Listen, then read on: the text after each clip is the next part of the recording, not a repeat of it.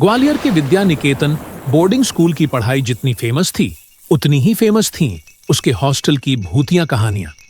कई स्टूडेंट्स ने अजीब चीजें महसूस की थीं। कभी किसी के कानों में सरसराहट, तो कभी खाली कमरों से आती फुसफुसाहट। लेकिन इन सब को सिर्फ अफवाहें समझकर नजरअंदाज कर दिया जाता था।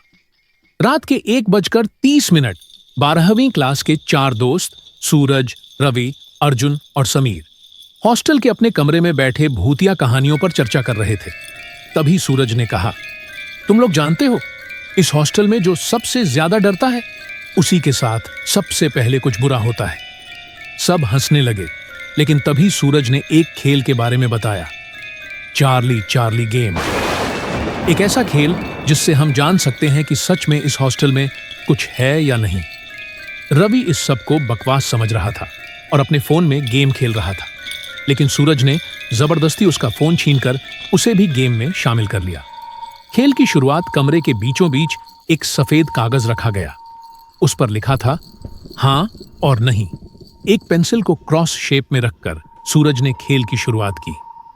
चार्ली चार्ली, क्या तुम यहां हो? कमरा सन्नाटे में डूब गया। कुछ सेकंड तक कुछ नहीं हुआ, लेकिन फिर पेंसिल धीरे धीरे हिलने लगी और हां की तरफ मुड़ गई। खौफनाक घटनाएं, हवा अचानक ठंडी हो गई, कमरे का तापमान गिरने लगा। अर्जुन ने कांपते हुए पूछा, क्या तुमने इस हॉस्टल में किसी को डराया है? पेंसिल फिर यस पर गई। अब समीर ने हकलाते हुए पूछा, क्या तुम किसी की जान ले चुके हो? इस बार पेंसिल तेजी से घूमी और हां की तरफ रुकी।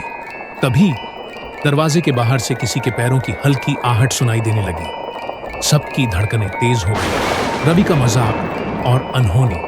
रवि अब भी इसे मजाक समझ रहा था। उसने हंसते हुए पेंसिल की ओर देखा और कहा, चार्ली, क्या तुम बेवकूफ और पागल हो? अचानक लाइट्स जोर जोर से जल बुझने लगी। दरवाजा खुद ब खुद धड़ाम से बंद हो गया। कमरे की खिड़कियां जोर से हिलने लगी। सब बुरी तरह डर गए। सूरज ने पेंसिल की तरफ देखा, जो गुस्से में तेजी से हिल रही थी। रवि हंसते हुए उठा और बोला, यह सब बकवास है, मैं जा रहा हूं। जैसे ही वह उठा, लाइट्स झपक कर पूरी तरह बंद हो गईं। अब कमरे में सिर्फ 2 लाल चमकती आंखें दिख रही थीं, बिल्कुल बिस्तर के पास। रवि का भयानक रूप जब लाइट वापस आई तो सबने जो देखा, उससे उनकी रूह कांप गई।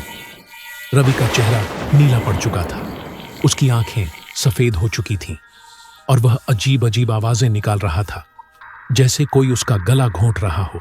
उसके शरीर में तेज झटके आ रहे थे और वह अपनी जगह से हिल नहीं पा रहा था। घबराकर भागा और वार्डन को बुलाया। जब तक वार्डन आया, रवि जोर से चिल्लाया और जमीन पर गिर पड़ा। भयानक सच रवि को हॉस्पिटल ले जाया गया। 2 दिन बाद जब उसे होश आया तो वह कुछ भी याद नहीं कर पा रहा था। ना हॉस्टल की वो रात, ना चार्ली चार्ली गेम, ना ही वो चमकती लाल आंखें। लेकिन इस घटना के बाद हॉस्टल में कुछ अजीब चीजें होने लगीं।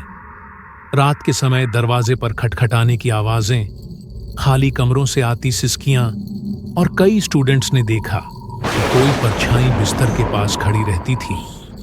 क्या चार्ली अभी भी वहां है? वो आत्मा रवि को अपना शिकार बना चुकी थी, या फिर वो किसी और की तलाश में थी? आपको क्या लगता है?